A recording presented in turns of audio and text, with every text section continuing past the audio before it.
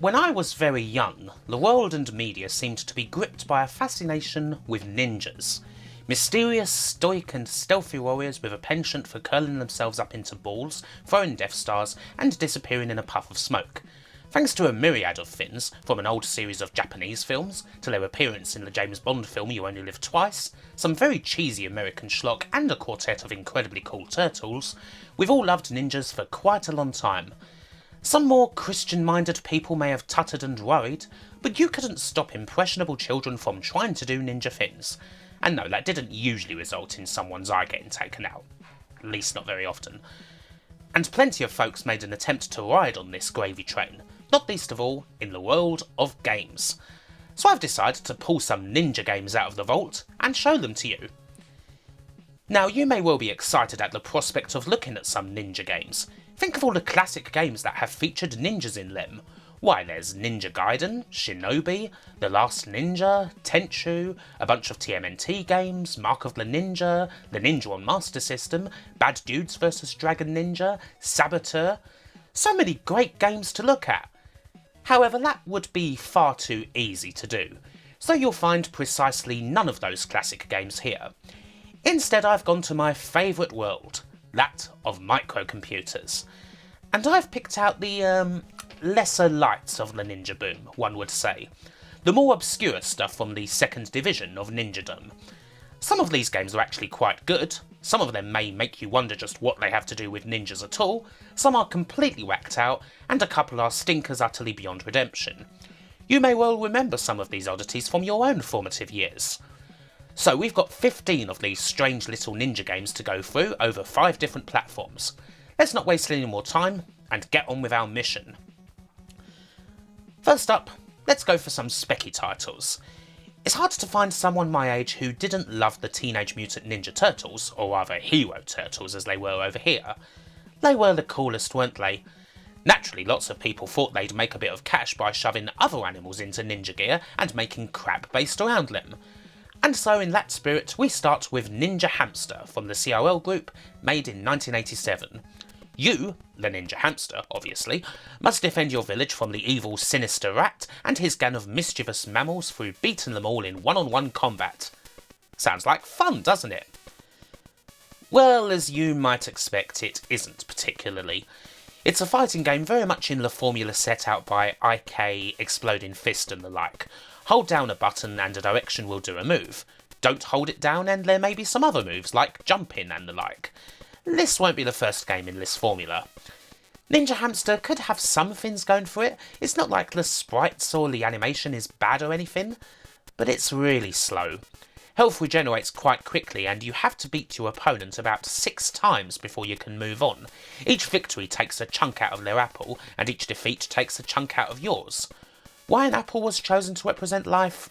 I don't know. The final result, well, it's not dreadful or anything, it's just kind of boring and monotonous, and there's no way you'd ever choose to play this over something like, I don't know, Barbarian. Mind you, when I first recorded the game, I accidentally did it at double speed. Not only was it still playable, but that actually improved the experience. So I don't know, maybe do that on an emulator if you want to play this at its best. It's not accurate, but it's not as glacial, that's for sure. Speaking of glacial, our next game doesn't do much to improve things on the speed front.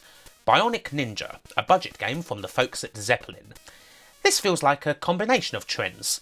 Ninjas good, crime-busting robots good. Let's combine them. And the end result is essentially a B-Tech Ninja Warriors. This is a pretty no-frills, straight-ahead side-scroller with enemies dutifully forming a line ready to fall to your kicks and punches. You do have a bit of choice when it comes to weapons, mind. If you want, you can use the longer range but less powerful shurikens, or you can use a slow but quite powerful sword. The ninja can't jump normally, but he can go between the lower and upper levels, shinobi style. And, well, there's not much else to say really. I actually remember enjoying this a lot more when I was younger. Unfortunately, the graphics are a bit too black and white and there's almost no sound at all, which does make the whole thing a bit boring. Mind you, is this better than the C64 version, which goes at a ridiculous speed and has a soundtrack that's nothing but a siren for the whole game? That's a close judgment call. Either way, it's not exactly a leading light. If I hadn't played it way back when, I imagine I'd have never even heard of it before making this video. It's not all bad on the Zeppelin front, mind you. They had another bite of the cherry with a game called Ninja Commando.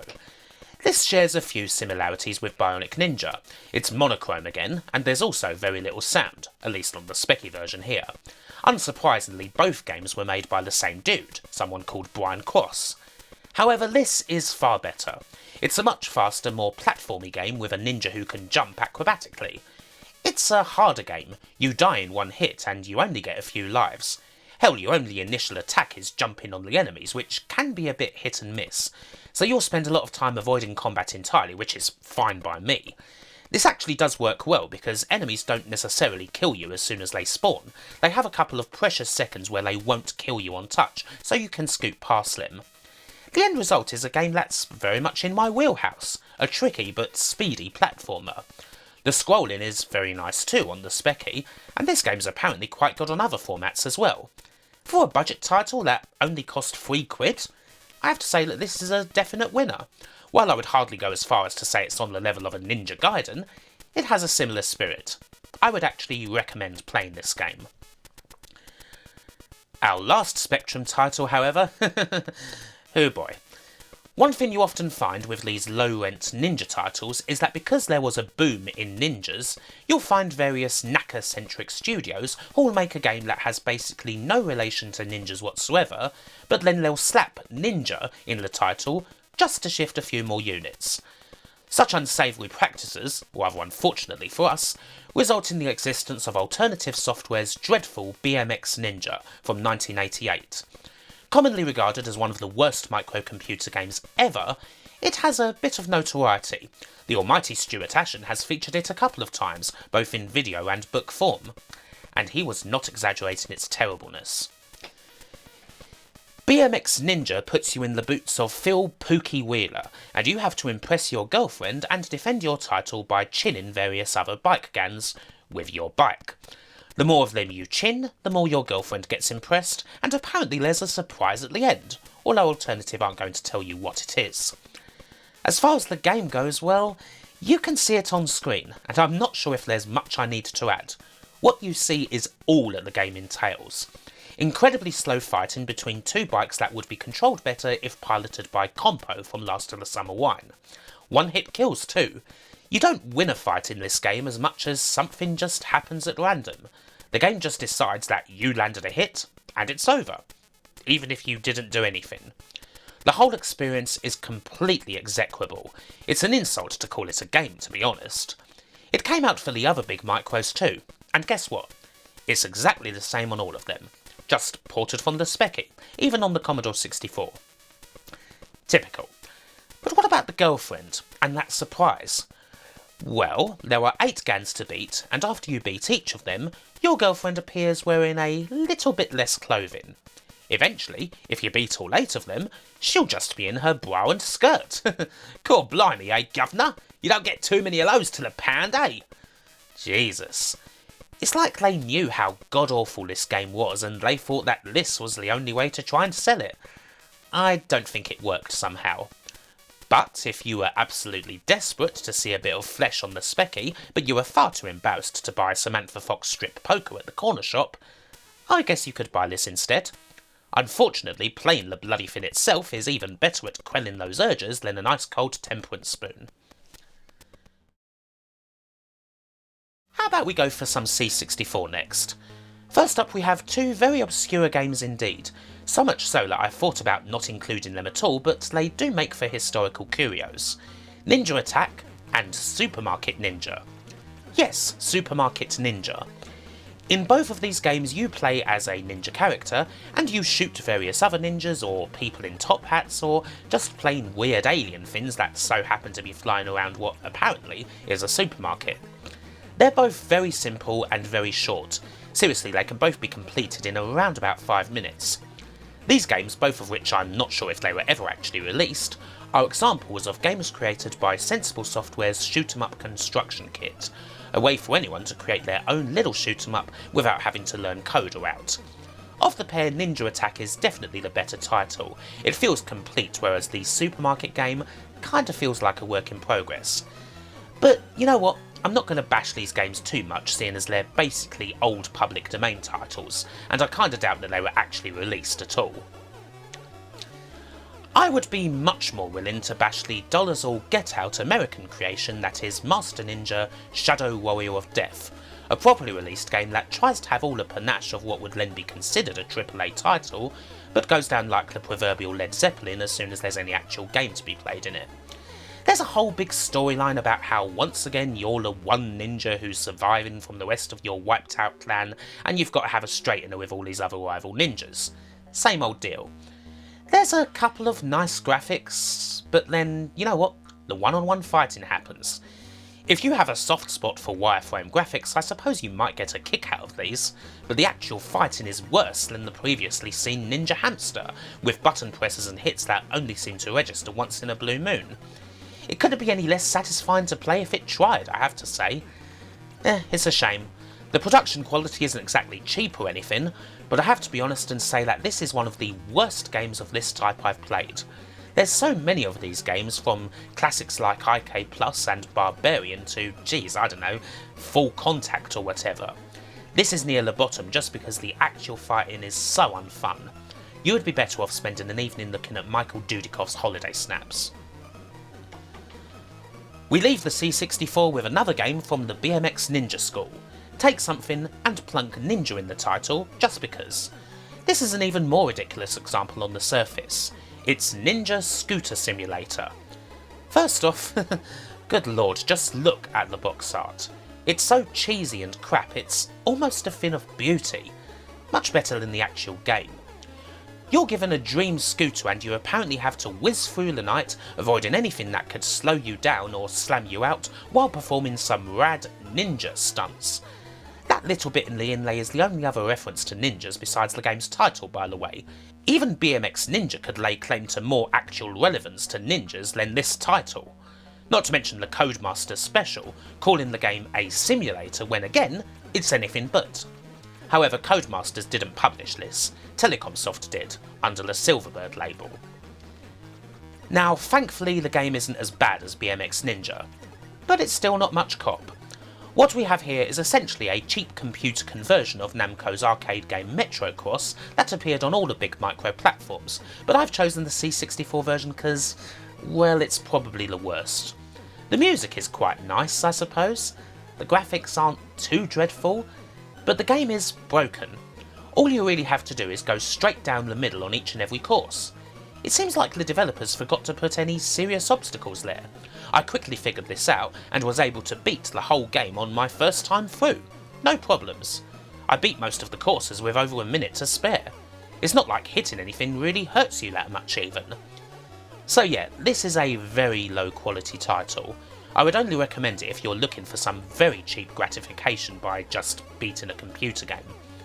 The real surprising thing, mind you, is that of all people, Probe Software made this. A studio people might actually know. They would obviously go on to much better things, but they'd still made stuff like Trantor and Solomon's Key before pumping this turkey out. I wonder if David Perry himself worked on it at any point. That's a question for a panel one day, I'm sure. A strange and bad game indeed. Next up, we're off to Sugarland. It's time for some fun on the Amstrad. And the first game here is another one of, I suppose, the more famous low-rent ninja computer games out there. It's Mastertronic's entry into the budget ninja game world, and it's simply called Ninja. I'd wager a fair few people have played this one on their micro of choice.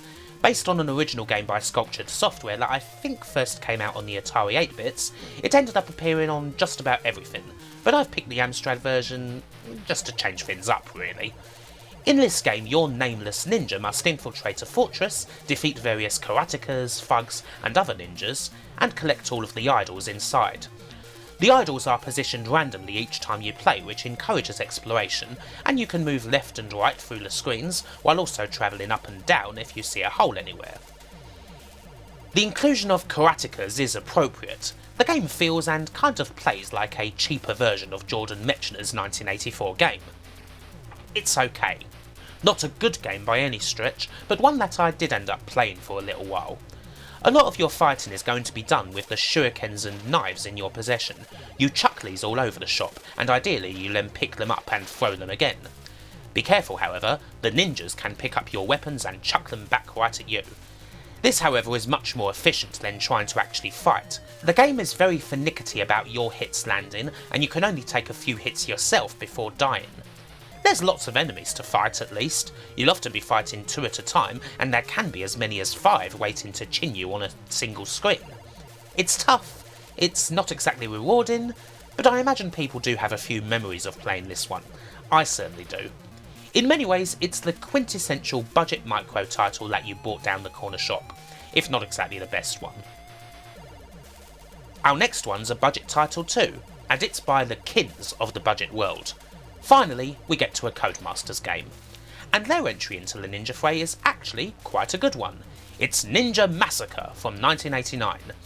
Again, your ninja must ascend a tower and do away with all sorts of suicidal hordes of broken warriors in a rural oriental bloodbath that presumably is absolutely brilliant according to one of the Darling brothers. If you haven't figured it out yet through watching the game, this is a Gauntlet clone. You're the one who's doing the massacring as you fight through huge waves of enemies while trying to get keys and potions, keep your ever dwindling energy topped up with food, and finally exit. As someone who loves Gauntlet, I certainly don't have any qualms about playing a Gauntlet clone, and this isn't a bad one at all. You obviously wish that it wasn't flick screen, as that can make for quite a rude shock when you think an area is empty and all of a sudden there's a screen full of baddies to deal with, but it's enjoyable. The music has a lot to do with it because it's brilliant. You'd expect no less as it's composed by the almighty David Whittaker. While the game's not exactly original, it's still very fun to play. And for £3? Yeah, I would be pretty pleased if I'd played this one back in the day. I didn't, but it still held up nicely. Definitely one of the best games in this video, right up there with Ninja Commando. The final Amstrad game is an odd and very obscure one that I can't figure out. This one is also called Ninja, however it was released in 1990 and appears to have only come out in France. This is a more action-packed side-scroller, well, flick-screen side-scroller, where you have to deal with various other ninjas as usual, along with other things like angry dogs and stuff. Most of the time you're probably just going to want to avoid them as your ninja is pretty bloody weak. Seriously, it feels like his Death Stars have been blunted, the amount of damage they appear to do. The game looks okay and everything, it has to be said. Graphics are quite nice, even if it's all a bit limited. Hell, there's even bosses. The first one is basically a cheap version of Keno from Shinobi, and then the second one just jumps about all over the place. And then, after beating that boss, I get a congratulations message and the game is over. Huh? I beat it. It took all of 5 minutes of going through what appeared to be just one level. This confused me. I looked for any other information that existed on this, but there doesn't seem to be any more stuff here. Is this really the whole game? I wondered if this was even released, but seeing as I played a cracked copy of the game, I presume that it actually was. Why would you crack it otherwise? If so, this is kind of a rip-off even for what I would imagine was a budget title. I certainly wouldn't be happy spunking away my hard-earned francs on a game that can be beaten first time through in 5 minutes flat. A lot of this is just speculation, mind you. There is so little out there on this game. Perhaps one of the big Amstrad heads knows something about it? I'm not sure. In any case, yeah, this is not exactly a game I would recommend. Okay, let's move it up a gear. We're going to the Amiga for a couple of games. There's not a massive amount to cover. A lot of the games we've already seen came out for the MIGI too in kinda spruced up but not all that much better versions. But I've got a couple here, and then a couple more on DOS to finish things off. First up, well, it makes sense to have at least one arcade port on here. But of course we're avoiding any of the big ninja related titles which thins the field a little bit. However, I do have a not very good one to go through in the end. Here's a port to the Amiga of IOM's Ninja Spirit. If you've never played this then, well, it's not the most famous of IOM's games. You play as a young ninja, and you avenge your father's death through plenty of side-scrolling. You have various weapons to play with, like a sword, shurikens, and a grappling hook, and you're going to need all of them, because this game is harder than a Bionic Phil Mitchell. Even though it is not exactly a game of note, it did end up getting ports of varying quality to a few places. Most will tell you that your best bet for playing this in the home is on the good old PC Engine. I can tell you that it's certainly no good on the Amiga. Playing this is a tremendous chore. Difficulty that you would kind of expect in the arcade just feels shitty and unfair in the home, especially when the game gives you no continues. And why on the Amiga is the scrolling so jerky? It all feels so off. The reason soon becomes obvious. This is a lazy ass port directly from the Atari ST. Such things serve only to make both systems look bad. On one hand, you get a game that makes no use of the Amiga's power at all and looks pathetic in comparison to many others, and on the other hand you have something that reinforces a myth that the ST wasn't much good for games and was only capable of lousy arcade ports like this one. The end result is, well, it certainly isn't any good. The second Amiga game isn't much good either. International Ninja Rabbits, a game coded by Creative Edge and released by the publishing house Micro Value, a name that hardly inspires confidence. This is a game I well remember playing on the Spectrum, so I was curious to see what it would be like on the old Amiga, all upgraded and so forth. Naturally, the results were disappointing. This is of course a game much like Ninja Hamster in that it rips off those much more famous turtles by giving us another load of anthropomorphic ninjas. Only these ones are clearly not ninjas. I mean, they're in bloody karate geese, for heaven's sake. They should be called International Karate Rabbits. Although I suppose that wouldn't have potentially shifted as many units as shoving ninja in would have. Anyway, there's not much to say here apart from dumb quips. It's a pretty dull side-scroller. Enemies gradually dwindle your health carrot, and you use IKS controls to defeat them, which unfortunately just become very clunky in a side-scrolling game like this one. The only thing of note is that, geez, this game might feature some of the most intrusive European foreground graphics ever. There's some screens where you can't see over half of the bloody play area because of them, which is really nice, especially when there's random objects falling from the ceiling that hurt you. An inspired design decision, that one. The game's flick screen too, so it's not like they're here for some parallax or anything like that. They're just here to get in the bloody way. So, yeah. Alas, this is quite the awful game. Not that I remember the game being any good 30 years ago, but I was a bit surprised at just how rubbish it is, I have to say. And finally, we have two games for the PC, although our last one will also take us back to the Amiga for something very strange. Indeed, neither of these last games are terrible as such, like some of the others we've seen. More than anything else, they're odd. Some might find positives in the first of them, a PC shareware game by the name of Budo, The Art of Ninja Combat. Actually, there's a fair few positives to be found here, because this is certainly a lot better than most of the other side-scrollers we've seen. Why, it's fast, the graphics are nice, there's a few things to explore. The sound is a bit hit or miss, that depends on whether you have nostalgia for PC speaker noise or not. I personally don't, so it's kind of annoying to me, but it is what it is. Anyway, this is actually a title that, especially compared to a lot of the other shit we've seen, is certainly of high quality. And when you look into the history of the game, well, perhaps you should expect that. Budo, The Art of Ninja Combat is what the game was called when it was re-released. This originally came out in 1991 under the name Shadow Knights, and it was coded by a little studio named Gamers Edge, who would later be much better known as id Software. This game was designed and programmed by John Romero and John Carmack. This very obscure early id game was released by Softdisk, who gave the young studio all of $5,000 for the job, and the same engine would be used in the slightly more famous early id game Dangerous Dave. At the same time they were working on this game for Softdisk, the studio, then also known as Ideas of the Deep, were also working on the first Commander Keen game. So while it may not be a well-known title, it's certainly important as one of the very first games to be released by an all-time legendary PC studio.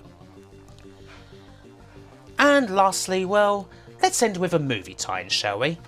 As we reach the early 90s, the value of ninjas as a media phenomenon begins to fade a bit. We've long past saturation point, everyone's tired of them, and the quality of the work involving ninjas is pretty damn low. As a trend reaches the end of its lifespan, it usually ends up getting combined with other failing trends in an attempt to revive both of their fortunes. This doesn't normally tend to work. Such a practice obviously explains the existence of the 1993 film Surf Ninjas, a rather lame comedy affair where two surfers are actually heirs to the throne of some faraway kinderman. Look, it's just a load of Yankee trash, okay? It got a couple of games, primarily one for the Game Gear, which was actually a bit more of a collaboration between Sega and the film studio New Line Cinema than a lot of other licensed games were. I mean, the handheld was in the film after all. But we're not here for that. We're here for the computer game. We're looking at both versions of that. They're both pretty much the same game, but the first one, the DOS version, is generic and boring, and the second Amiga version, well, that's one of the strangest licensed games I've ever come across. The DOS version of the game at least sets the scene. It's by a developer generally known for crap, the almighty Capstone. These guys sure knew how to flood the market with lame tie-in games, and Surf Ninjas is no exception. You play as the hero, Johnny. Each level is a side-scroller, and they generally consist of various object-based puzzles you need to solve. Perhaps you need to get some cool dude a can of wax for his surfboard, or maybe you need to pick some boxes up and deliver them to a truckie, or move some fat bastard and stop him from eating. That sort of thing. All the while, ninjas will be on your arse and trying to hurt you. You can naturally temporarily stop them with some punches and kicks, although honestly, it's better to just avoid them. Basically, they're more of a nuisance than anything else. I wouldn't say that this game is horrible, it's just very generic, and, well, I'm desperate to get to the Amiga version. The Amiga game is, in many ways, exactly the same. Only Capstone didn't do it, Creative Edge did. You may have previously seen their work in crap games from this video like International Ninja Rabbits, and, well, the result is quite fun. Capstone's game is pretty faithful to the film in certain ways. The guy who you're playing looks like Johnny from the film, everything's wholesome and family friendly, that sort of thing. I don't think Creative Edge bothered to watch the film. I think they decided that clearly no fucker was going to buy this game, and so they may as well go ahead and completely take the piss because it's going to be released anyway. No one's going to bother looking at it. And indeed, that's what happened. The first hint that something's up comes when your character isn't Johnny. Instead, he's a big muscle-bound dude who looks more like Arnold Schwarzenegger, which is certainly a bit of a twist. The things people say to you end up being kinda weird, often breaking the fourth wall, and perhaps even dotted with the odd light swear word. In the first level, the bloke in the restaurant doesn't want more food, instead he wants a copy of Creative Edge's earlier football management game, Euro Soccer. Oh, and as for those ninjas who are trying to stop you, well, you can counter them in various ways. You can punch them, you can kick them, you can knee them in the face, you can pick a weapon up and comically splat them against a wall, and if you really want rid of them, well, you can rip their entrails out. No, I'm not joking. There it is, happening right there.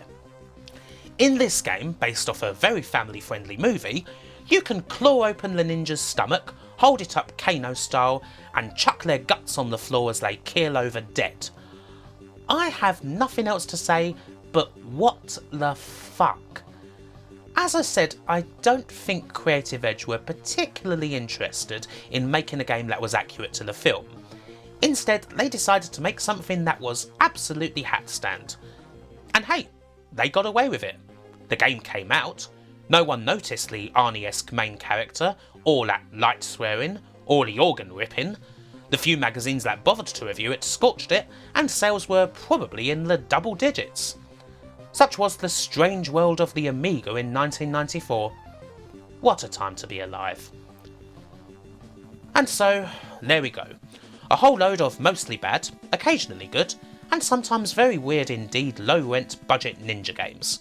Ones to jog people's memories of a glorious trend from 30 years ago for people being acrobatic and curling themselves up into a ball while wearing black jumpsuits. While a lot of these games may accurately be described as total trash, it's certainly been a lot of fun to look back at them, and I hope you've had a similar modicum of excitement seeing these titles again. But for now, it's time for me to set off a smoke bomb and disappear into the night while a voice on the whispers of the wind simply says, bye for now.